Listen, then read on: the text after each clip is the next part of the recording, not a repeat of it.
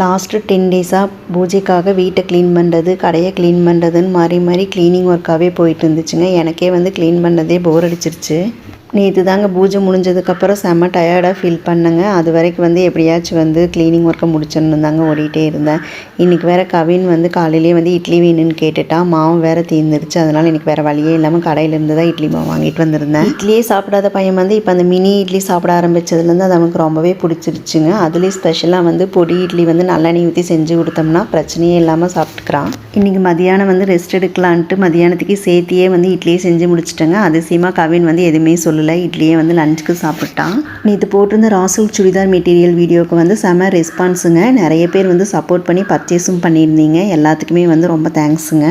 காலையிலேயே கவின் வந்து கரும்பு வெட்டி தர சொல்லியிருந்தான். எனக்கு வந்து டைம் இல்லைங்கிறக்காக சாயந்தரத்துக்கு மேலே தான் அவனுக்கு பிடிச்ச கரும்பு வந்து வெட்டி கொடுத்துருந்தேங்க. ரொம்ப நாள் கழித்து சாப்பிட்றங்காட்டியே என்னமோ கரும்பு வந்து அவ்வளோ டேஸ்ட்டாக இருந்துச்சுங்க.